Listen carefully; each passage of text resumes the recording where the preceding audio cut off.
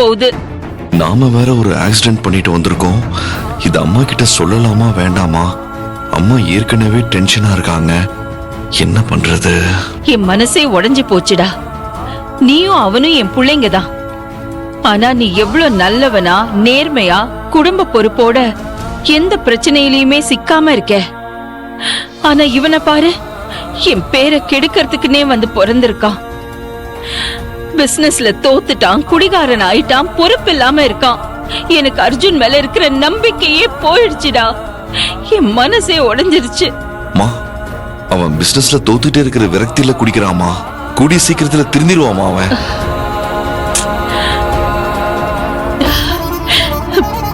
நம்ம குடும்பத்தோட கௌரவத்தையும் மானத்தையும் நீதான் காப்பாத்தணும் அபி.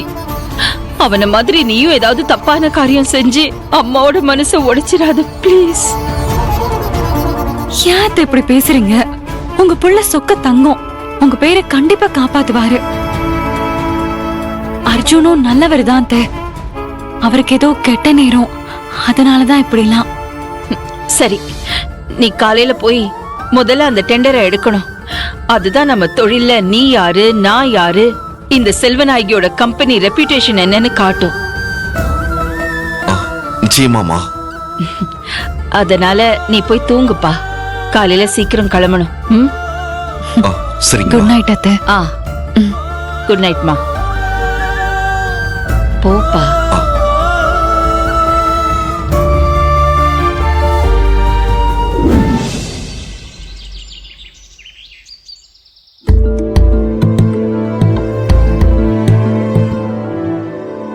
இவர் எழுந்திருக்கிறதுக்குள்ள பூஜையை பண்ணிட்டு காஃபி எடுத்துட்டு வந்துடலாம். யாரு பூஜை பண்றது?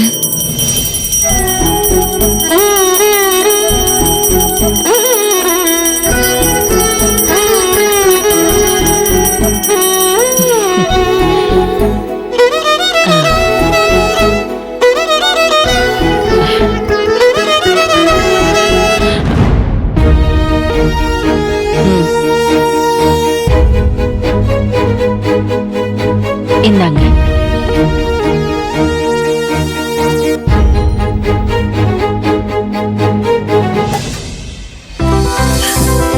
அபி, இன்னைக்கு நல்ல முகூர்த்த நாள். இன்னைக்கு அந்த கவர்மெண்ட் டெண்டர் உன்னோடதான் இருக்கணும். உனக்கு அந்த ஆர்டர் கிடைக்கணும்டா. நம்ம கம்பெனி பேரை நீதான் காப்பாத்தணும்.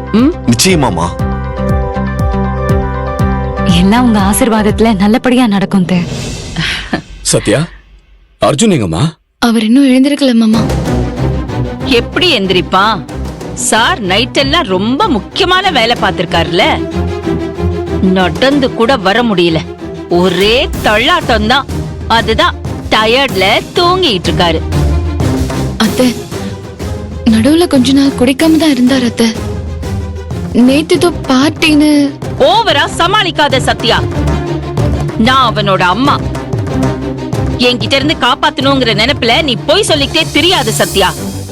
எனக்கு தெரியும் அவன் குடிகாரன் ஆயிட்டான். அத்தை, அவனோட அம்மா நானே என் புள்ளைய பத்தி இப்படி சொல்றது எனக்கு வேதனையாதான் இருக்கு. ஆனா அவன் டோட்டலி யூஸ்லெஸ் ஆயிட்டான். அத்தை ப்ளீஸ், நீங்க உங்க வாயால அப்படி சொல்லாதீங்க அத்தை. நான் என் புள்ளைய அப்படி சொல்லுவேன்.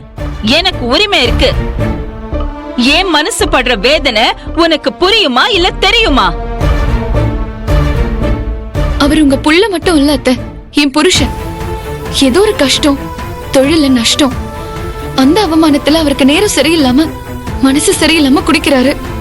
இதுவும் கூடிய சீக்கிரம் மாறும் அத்தை. உங்க புள்ள திறமையை நீங்க குறைச்சி எடை போடாதீங்க. அவரு ஒரு நாள் கண்டிப்பா நல்லா வருவாரு. ஆஹா, கிழிப்பாரு. அவன் லட்சணத்தை தான் பாத்துக்கிட்டே இருக்கேனே. செல்வா, என்னங்க நீங்க? பிசினஸ்ல வெற்றி தோல்வி எல்லாம் சகஜம். நீங்க கடன்ல மூழ்கி பிசினஸ் விட்டீங்கல்ல, அப்ப இப்படியா குடிச்சீங்க? அதுக்கப்புறம் அதை நடத்தி நான் நல்ல நிலைமைக்கு கொண்டு வரல. எவ்வளவு தடுமாறுன. அப்ப நான் படாத கஷ்டமா? அப்ப எனக்கு ஏதாவது குடிக்கணும்னு தோணுச்சா? ரவுடிங்க தினம் தினம் வந்து கடனை கேட்டு மிரட்டினாங்க. விஷம் குடிக்கணும்னு கூட எனக்கு தோணல. தைரியமா ஜெயிச்சு நிக்கணும் தான் தோணுச்சு. அதுதாங்க தன்னம்பிக்கை. அதுதான் திறமை. ஹம். ஒரு தோல்விக்கே இப்படி சுருண்டுட்டா அட பிசினஸ் விடுங்க, எப்படி வாழ்க்கையில ஜெயிக்க முடியும்? இருந்தாலும் அத்தை, நீங்க அவர் இப்படி பேசினா சத்யா,